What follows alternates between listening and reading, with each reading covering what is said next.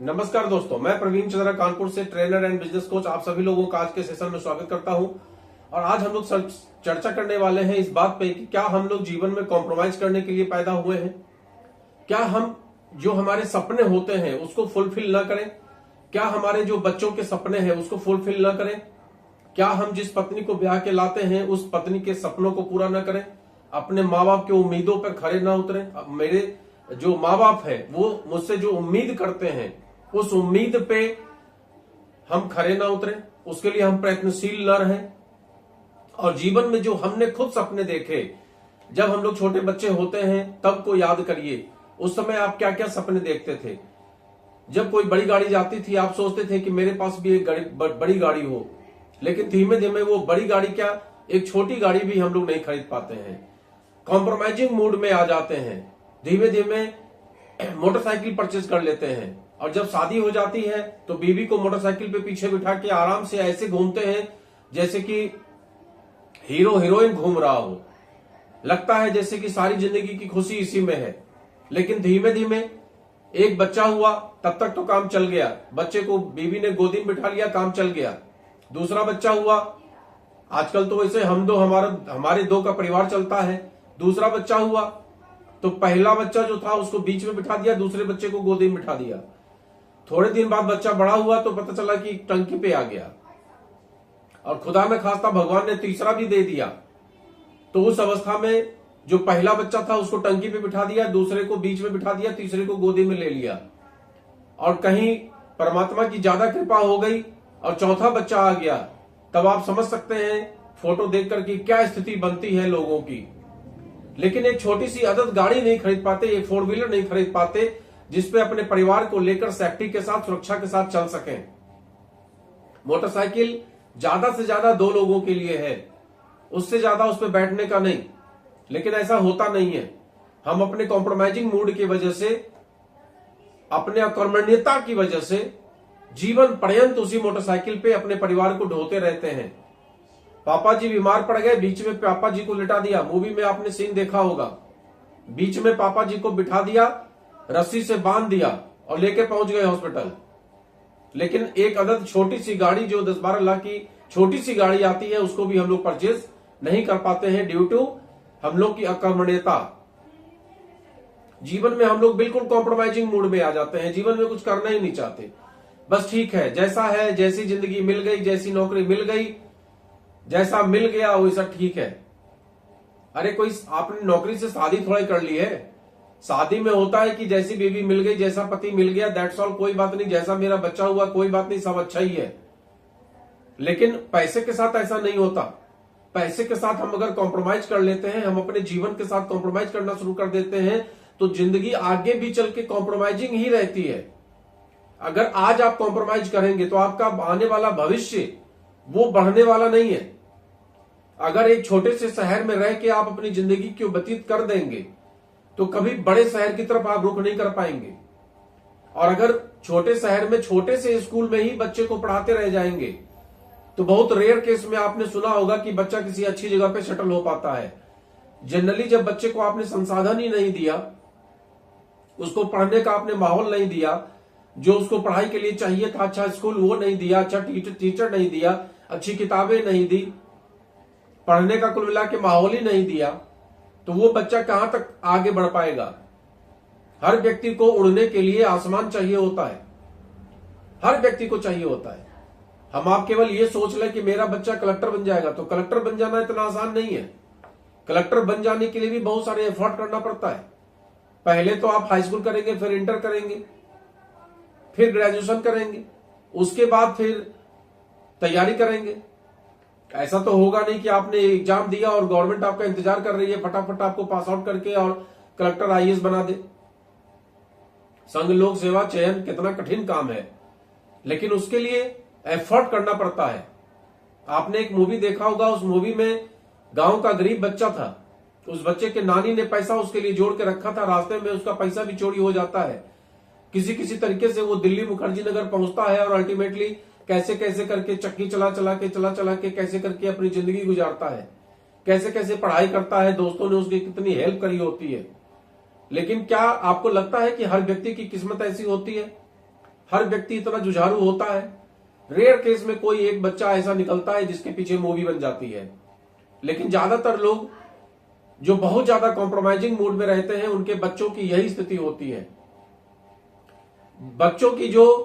बच्चों के अंदर में जो टैलेंट है, वो टैलेंट भी निकल के सामने नहीं आ पाता है आपकी अकर्मण्यता की वजह से।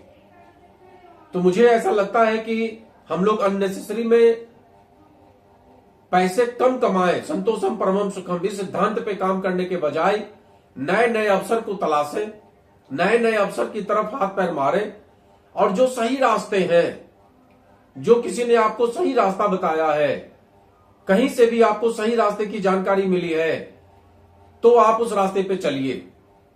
मैंने अपने जीवन में ये देखा, मैं अपनी बात कर रहा हूं, मैंने अपने जीवन में ये देखा, भगवान के दया से कभी पैसे की कमी नहीं रही, बच्चे भी स्थिति ठीक ठाक रही, अच्छे अच्छे इंस्टीट्यूट में बच्चे पढ़ रहे हैं। मुझे ये लगा कि एक उम्र के बाद लोगों का भागना दौड़ना फिरना कम हो जाता है, तो क्यों ना ऐसा काम किया जाए जिस काम में पैसा भी आए, जिस काम में नाम भी मिले, सम्मान भी मिले, घूमने को मिले, पब्लिसिटी मिले, जहां पर खड़े हो जाए वहां पर 4 लोग कहने वाले हो जाए कि प्रवीण चंद्रा सर, हम आपको जानते हैं, हमने आपके वीडियो सुने हैं, आपका वीडियो हमें बहुत इंस्पायर करता है। और ये सोच के हमने पिछले साल जुलाई तो नहीं लेकिन अगस्त से हमने वीडियो बनाना स्टार्ट कर दिया। हमने अपने विचार आप लोगों के सामने रखने स्टार्ट कर दिए पिछले साल अगस्त से। अभी मई चल रहा है और ये 8-9 महीने के अंदर में आज इतनी पब्लिसिटी हो गई है कि अगर प्रयाग जैसी जगह में खड़े हो जाते हैं तो 10 में 1 आदमी मिल जाता है जो कहता है कि सर आपका वीडियो हमने देखा है। ये भी एक बड़ी बात होती है भाई। आज YouTube हो, फेसबुक हो, पैसा कमाने का एक बढ़िया जरिया है, साथ में आपको नाम देता है, सम्मान देता है, पहचान देता है। हमारे आईएमसी के जो भाई लोग हैं, दिल्ली में जब सेमिनार में मिलते हैं, हजारों की भीड़ होती है, हरिद्वार में 10 हजार की भीड़ होती है, लेकिन उस भीड़ में प्रवीण चंद्रा और पूनम चंद्रा को लोग अलग से पहचान जाते हैं, due to this social media, due to आप जैसे लोगों का प्रेम, आप जैसे लोगों का स्नेह। तो आपके अंदर जो भी टैलेंट है, मैं ये नहीं कहता, मैंने बहुत प्रयास किया कि मेरे जो मित्र मंडली के लोग हैं, जो मेरे कलीग्स हैं, मेरे साथ काम करते हैं, उनको मैंने बहुत प्रयास किया सिखाने का कि कैसे सोशल मीडिया पर आप अपने आप को पब्लिक कर सकते हैं, कैसे आप इससे पैसा कमा सकते हैं, कैसे इसमें आप नाम सम्मान कमा सकते हैं, कैसे लोग ऑटोमेटिक आपके साथ इस सिस्टम में जुड़ेंगे अगर आपकी पब्लिसिटी हो जाएगी। लेकिन वो नहीं सीख पाए। कई लोगों को हमने सिखाने का प्रयास किया, कई लोगों को हमने सब कुछ सिखाया, मतलब फेसबुक पे कैसे क्या करना चाहिए, यूट्यूब पे कैसे क्या करना चाहिए। जो मैं अभी तक सीखा इस 7-8 महीने के अंदर में, मैंने जो कुछ सीखा, देखा जाए तो मेरी कोई न सीखने की उम्र है। बच्चे सीखते हैं ऐसा लोग सोचते हैं, लेकिन ऐसा कुछ नहीं होता। हर एज में आदमी सीखता है, हम हर उम्र में आदमी सीखता है। मैंने भी इस उम्र में आके इस सीख को स्टार्ट किया और एक नए सेक्टर में कदम रखा। और इस 9 महीने 10 महीने के अंदर में, अभी अगस्त से अभी मई चल रहा है, मई जून जुलाई अगस्त 3 महीने बचा, 9 महीने हुए, सही मैंने कहा। इस 9 महीने के पीरियड में मैंने देखा, बीच में 2 बार मुझे मौका मिला हरिद्वार जाने का और 1 बार दिल्ली जाने का। तीनों जगह सेमिनार में मैंने देखा लोग दूर से सेल्फी खिंचाने के लिए आ जाते हैं, सर आप प्रवीण चंद्रा हैं, मैंने आपके वीडियो को देखा है। मेरी टीम में कई लोग ऑटोमेटिक जुड़ जाते हैं, सर प्रवीण चंद्रा सर के साथ जुड़ जाते हैं, एक फेमस नाम है, काफी उनके पास नॉलेज है, काफी तजुर्बा है, ऐसा करके लोग जुड़ जाते हैं। काफी कॉपरेट करेंगे, ऐसा करके लोग जुड़ जाते हैं। आप कोई ना कोई सेक्टर पे अपना कदम बढ़ाइए। हर व्यक्ति के पास कोई ना कोई हुनर है, हर व्यक्ति के पास कोई ना कोई टैलेंट भगवान ने जरूर दिया है। हम जिस भी चीज में है, मेरा जो प्रोफेशन था, उस प्रोफेशन से इतर मैंने बहुत सारा काम किया। मैं उस प्रोफेशन में कभी नहीं बंधा। मैं जिस प्रोफेशन में भी था, अकाउंट सेक्शन का मेरा प्रोफेशन, लेकिन मैं कभी उस सेक्टर से ऐसा नहीं बंधा कि बस उसी में बंध के रह गया हूं और 25-50 हजार से अपनी जिंदगी को गुजर बसर कर रहा हूं। मैंने कभी नहीं किया। मैंने अपने जीवन में, ये मैं नहीं कहता कि मैं टाटा बन गया, बिरला बन गया। जो भी मैंने किया अपने क्षमता के अनुसार जो भी कर पाया, लेकिन बेटर किया। उन सभी लोगों से बेटर किया जो 10-50 हजार की आमदनी करते हैं, और मुझे गर्व है इस बात का। और आज भी बेटर करने का प्रयास कर रहा हूं, मुझे गर्व है इस बात का। मेरे वीडियोस को कितने लोग देखते हैं?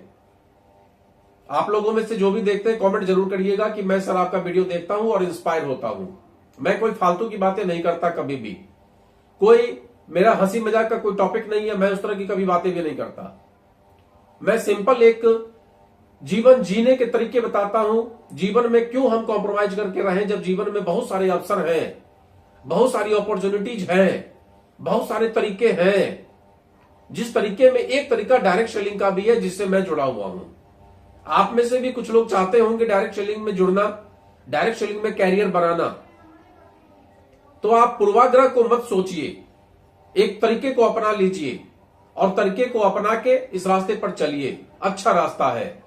3 साल 5 साल मेहनत करने के बाद आपको कॉम्प्रोमाइज नहीं करना पड़ेगा जीवन में, ये मेरा वादा है। अगर आप वाकई में यहां पर मेहनत करते हैं, सिस्टम को समझते हैं, यहां भी अगर आप काम चोरी करेंगे, यहां पर केवल नाम के लिए जुड़ जाएंगे और जुड़ने के बाद यही कहेंगे कि यहां पैसा नहीं आता है, तो फिर यहां भी कुछ नहीं होना। जैसे मेरे उन मित्रों के साथ हुआ जिन्होंने 1-2 वीडियो फेसबुक पे बनाया, 1-2 वीडियो यूट्यूब पे बनाया, लेकिन उनके साथ कुछ हुआ नहीं और न होगा कभी, क्योंकि सालों लग जाते हैं मेहनत करने में। भाई इतना आसान कोई काम नहीं होता। दुनिया में पैसा कमाना, दुनिया में नाम कमाना, दुनिया में सम्मान कमाना, दुनिया में इतना आसान नहीं है। 10-5 हजार कमाना तो लोग ठेला चला के भी कमा लेते हैं, लेकिन अगर आपको वाकई में एक अच्छा नाम चाहिए, लोग आपको सर कह के संबोधित करें, सम्मानीय पद के रूप में आपका संबोधन करें, लोग आपको सम्मान दें, लोग आपके मीटिंग को सुनने के लिए, आपके भाषण को सुनने के लिए तत्पर रहें और साथ में आप पैसा भी कमा लो, ये इतना आसान नहीं होता। इसके लिए बहुत मेहनत करने की जरूरत है, बहुत सीखने की जरूरत है। मुझे भी पहले लगता था कि मुझे बहुत कुछ आता है, लेकिन जैसे मैं इस सेक्टर में घुसता चला गया, वीडियो के रूप में मुझे यह समझ में आया कि ये वीडियो बनाना भी इतना आसान नहीं है। रोज रोज 3 टॉपिक 4 टॉपिक ढूंढना, उसके ऊपर वीडियो बनाना, फोटोग्राफ्स का चयन करना, फोटोज बनाना बहुत मुश्किल टास्क है। एडिट करने से लेकर और उसको पोस्ट करना सब कुछ मुश्किल टास्क है, लेकिन सीखना पड़ता है। मैं आज भी सीख रहा हूं। आपको लगता होगा कि 9 महीने में मैंने बहुत कुछ सीख लिया, बहुत गलत बात है। मैंने बहुत कुछ सीखा और आगे मैं बहुत कुछ सीखने वाला हूं।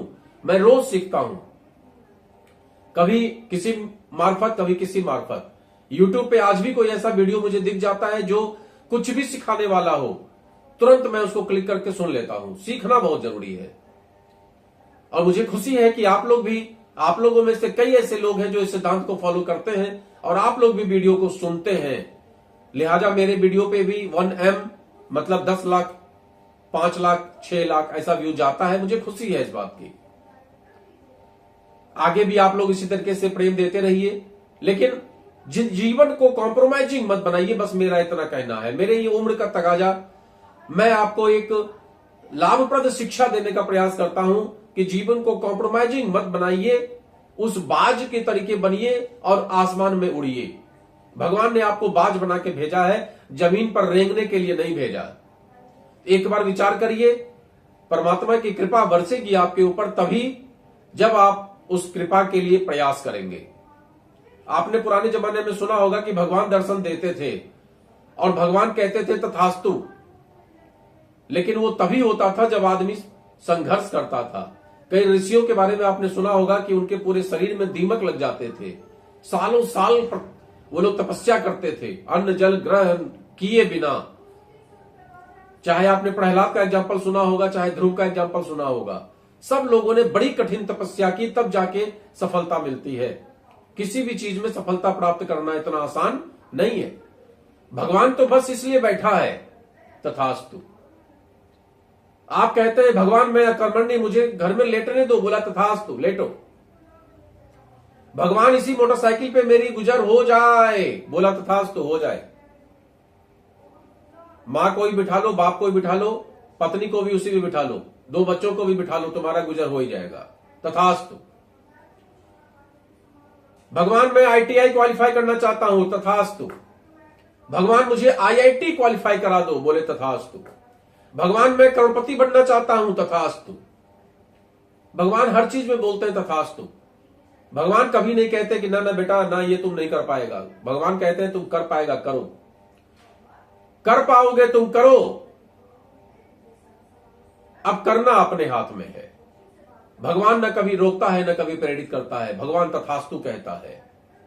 आप हम जीवन में कितना आगे बढ़ पाते हैं ये डिपेंड हमारे आपके ऊपर।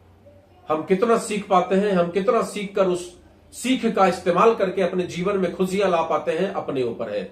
लेकिन भाई सीखिए और जीवन में आगे बढ़िए। मुझे लगता है आपको मेरा वीडियो अच्छा लगता है तो मुझे प्रसन्नता भी होती है, और आप लोग इसको लाइक भी करिए, शेयर भी करिए, ज्यादा से ज्यादा लोगों तक पहुंचाइए, सब्सक्राइब करिए चैनल को। फेसबुक पर देख रहे हैं तो लाइक और कुछ कमेंट करिए, और यूट्यूब पे देख रहे हैं तो सब्सक्राइब कर लीजिए और साथ में कुछ कमेंट जरूर करा करिए। नमस्कार।